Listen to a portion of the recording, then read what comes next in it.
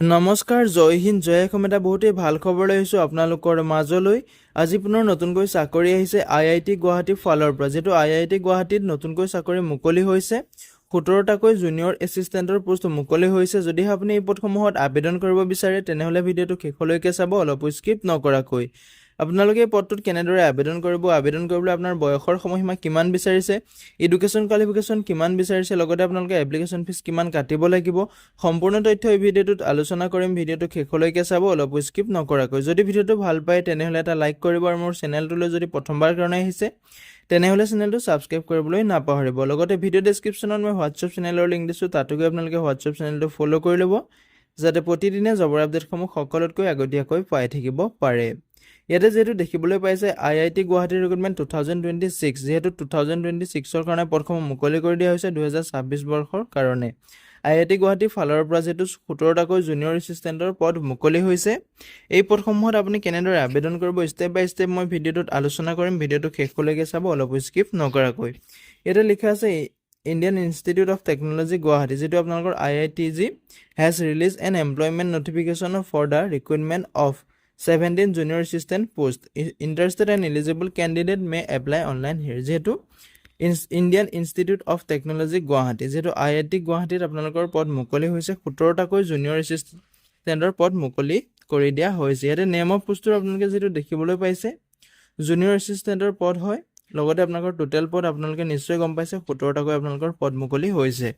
Category আছে আপোনালোকৰ ভেকেঞ্চিসমূহ দিয়া আছে। ইউআৰ কাৰণে আপোনালোকৰ ইয়াতে 4টা পদ আছে, SCৰ কাৰণে আছে 1টা পদ, STৰ কাৰণে আছে আপোনালোকৰ 2টা পদ, OBC NCLৰ কাৰণে আছে 6টা পদ, আৰু EWSৰ কাৰণে আপোনালোকৰ 4টা পদ আছে। ইয়াতে আপোনালোকৰ প্ৰে মেট্ৰিক্স লেভেলটো আপোনালোকৰ 3 লেভেলৰ মতে আপোনালোকৰ দিয়া হ'ব, 7 CPCৰ মতে আপোনালোকৰ চেলাৰীসমূহ দিয়া হ'ব।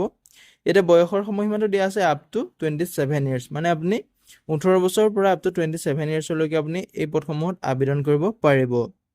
নো upper age limit for regular employees of IIT Guwahati. যদি আপোনালোকে যদি IIT গুৱাহাটীত যদি আপুনি এমপ্লয় হয় তেনেহ'লে আপোনালোকৰ কাৰণে ইয়াতে আপাৰ মানে এজ লিমিটটো আপোনালোকৰ নাই, আপুনি এপ্লাই কৰিব পাৰিব। ইয়াতে আপোনালোকৰ এজ ইলেকশ্যনটো দিয়া আছে, লগতে SC ST OBC PW ex চাৰ্ভিচমেনৰ সকলৰ কাৰণে ইয়াতে আপোনালোকৰ 5 বছৰকৈ এজ ইলেকশ্যন যিহেতু দিয়া থাকে, আৰু OBC MOBCৰ কাৰণে আপোনালোকৰ যিহেতু 3 বছৰকৈ দিয়া থাকে। ইয়াতে যিহেতু অকল আপোনালোকে ইয়াতে দেখিবলৈ পাইছে SC ST OBC PW আৰু এক্স চাৰ্ভিচমেন সকলে ইয়াতে এজ ইলেকশ্যনসমূহ ল'ব পাৰিব, যিটো আপোনালোকৰ গভৰ্ণমেণ্টৰ ৰুল আছে, সেইমতে আপুনি এজ ইলেকশ্যনসমূহ ল'ব পাৰিব। ইউআৰ ক্ষেত্ৰত ইয়াতে কোনো ধৰণৰ এজ ইলেকশ্যন নাথাকে, মানে আপুনি SC ST হ'লে আপুনি 5 বছৰকৈ এজ ইলেকশ্যন ল'ব পাৰিব, OBC MOBC হ'লে আপুনি 3 বছৰকৈ এজ ইলেকশ্যন ল'ব পাৰিব, PWBDৰ হ'লে আপুনি 10 বছৰকৈ এজ ইলেকশ্যন ল'ব পাৰিব, এক্স চাৰ্ভিচমেন হ'লেও আপুনি 10 বছৰকৈ এজ ইলেকশ্যন ল'ব পাৰিব। ইয়াতে এডুকেশ্যন কোৱালিফিকেশ্যন আৰু অদাৰ কোৱালিফিকেশ্যন ইয়াতে দিয়া আছে।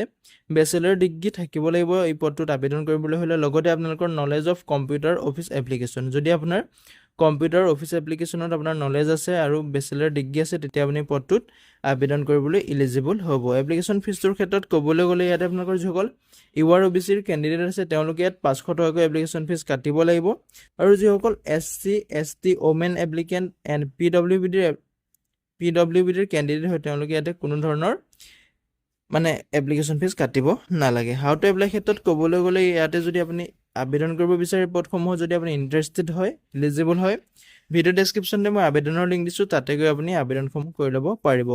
আবেদন ষ্টাৰ্টটো আপোনালোকৰ ইয়াতে 13 ডিচেম্বৰ তাৰিখৰ পৰা আবেদন প্ৰক্ৰিয়াটো ষ্টাৰ্ট হৈ গৈছিল।